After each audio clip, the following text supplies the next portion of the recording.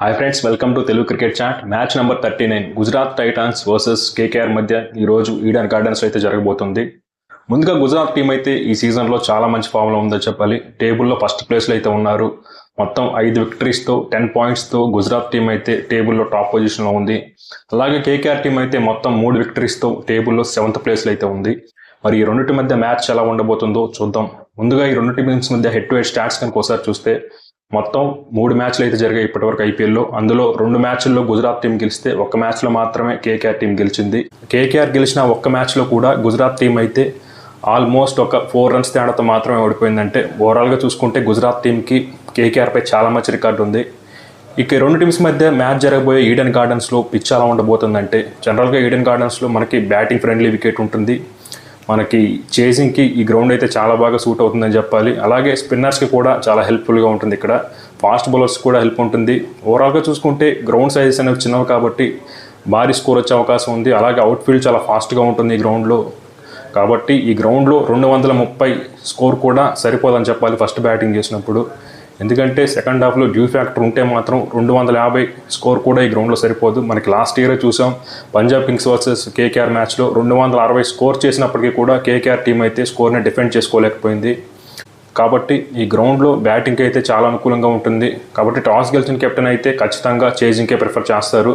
ఇక 2 టీమ్స్ యొక్క playing elevens ఎలా ఉంటాయి, ఏమైనా మార్పులు ఉంటాయంటే ముందుగా కేకేఆర్ టీం అయితే వాళ్ళు లాస్ట్ మ్యాచ్లో 111 పరుగుల స్కోర్ను కూడా చేస్ చేయలేకపోయారని చెప్పాలి.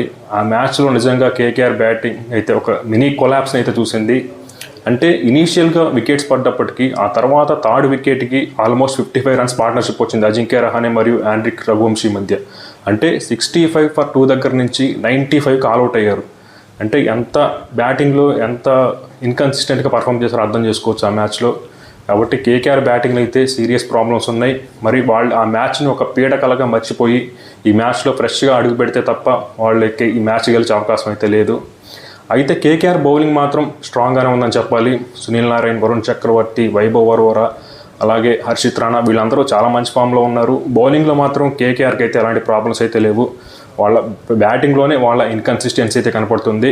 ఇక ప్లేయింగ్ లెవెల్లో ఏమైనా మార్పులు చేస్తారా కేకేఆర్ టీంలో అంటే మనకి క్వింటన్ డికాక్ అయితే ఈ సీజన్లో ఏమాత్రం చెప్పుకోదగ్గ పర్ఫార్మెన్స్ అయితే చేయలేదు. ఒకే ఒక ఇన్నింగ్స్లో ఆర్ఆర్కి అగైనెస్ట్గా అనుకుంటే ఒక 97 స్కోర్ చేశాడు. అలాగే చెన్నై సూపర్ కింగ్స్తో జరిగిన మ్యాచ్లో క్విక్గా ఒక 20 అంత స్కోర్ చేశాడు. అంతే తప్ప మనకి క్వింటన్ డికాక్ అయితే ఈ సీజన్లో ఏమాత్రం సరిగ్గా పర్ఫామ్ చేయట్లేదు. కాబట్టి తన ప్లేస్లో ఏమన్నా రెహమానుల్లా గుర్బాజ్ని ఏమన్నా తీసుకొస్తారా చూడాలి. అంటే క్వింటన్ డికాక్ లాంటి ఒక అద్భుతమైన T20 బ్యాట్స్మెన్ని పక్కన పెట్టాలంటే ఏ టీంకైనా కష్టమే. కాకపోతే మరి చూడాలి వీళ్ళు పక్కన పెడతారా లేకపోతే క్వింటన్ డికాక్తోనే కంటిన్యూ చేస్తారని.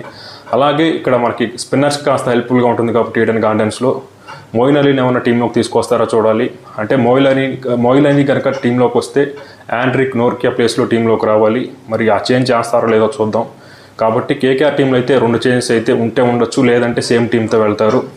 అదర్ హ్యాండ్ గుజరాత్ టీం విషయానికి వస్తే వీళ్ళ టీం అయితే లాస్ట్ మ్యాచ్లో అదరగొట్టిందని చెప్పాలి. ఢిల్లీ క్యాపిటల్స్కి అగైనెస్ట్గా 200+ టార్గెట్ని అయితే సింపుల్గా చేసి పడేసింది. జాస్ బట్లర్ అయితే ఒక అద్భుతమైన ఇన్నింగ్స్ అయితే ఆడాడు. బట్లర్ కనుక ఈ కైండ్ ఆఫ్ ఫామ్లో ఉంటే మాత్రం గుజరాత్ టీంని ఆపడం చాలా చాలా కష్టం అని చెప్పాలి.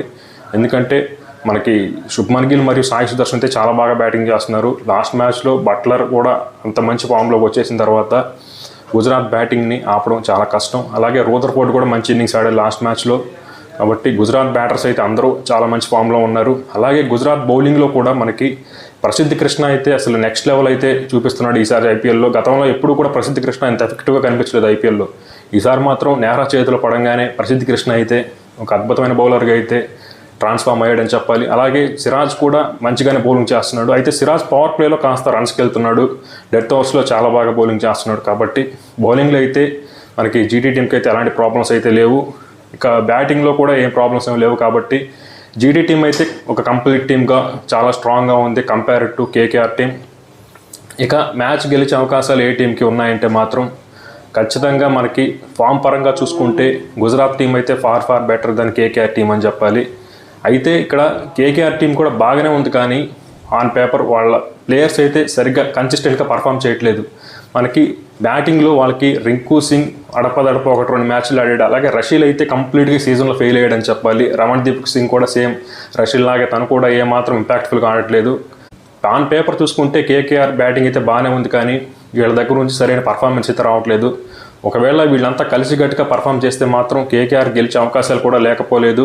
మనకి సునీల్ నారాయణ్ ఏం చేయగలడో మనకు తెలుసు. తను బాల్తో బ్యాట్తో అద్భుతంగా పర్ఫామ్ చేయగలడు. అలాగే వరుణ్ చక్రవర్తి కనుక తన ఫుల్ రిథమ్ కనుక అందుకుంటే నిజంగా కేకేఆర్ టీంకి అయితే చాలా అడ్వాంటేజ్ అయితే ఉండే అవకాశం ఉంది. కాకపోతే ఇక్కడ రీసెంట్ ఫామ్ పరంగా చూసుకుంటే మాత్రం ఖచ్చితంగా గుజరాత్ టీం అయితే బెటర్ ఫామ్లో ఉంది. కాబట్టి నాకెందుకో ఈ మ్యాచ్లో గుజరాత్ టీంకి కాస్త స్లైట్ ఎడ్జ్ ఉందనిపిస్తుంది. అలాగే టాస్ గెలిచి సెకండ్ బ్యాటింగ్ చేసిన టీంకి అడ్వాంటేజ్ కూడా ఎక్కువ ఉండే అవకాశం ఉంది. మరి చూడాలి ఏ టీం గెలుస్తుందో.